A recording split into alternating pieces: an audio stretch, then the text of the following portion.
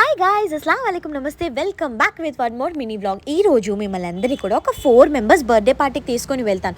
ఏంటి బర్త్డే అంటున్నావు, ఆఫీస్కి వెళ్ళావు అని ఆలోచిస్తున్నారు. మీరు పప్పులో కాలు వేసినట్టే. అదంతా మనకి ఎద్దు, కానీ ఆకలేస్తుందని చెప్పేసి పూరి ఇంకా ఎగ్ బుర్జీతో అయితే బ్రేక్ఫాస్ట్ కుమ్మేశాను.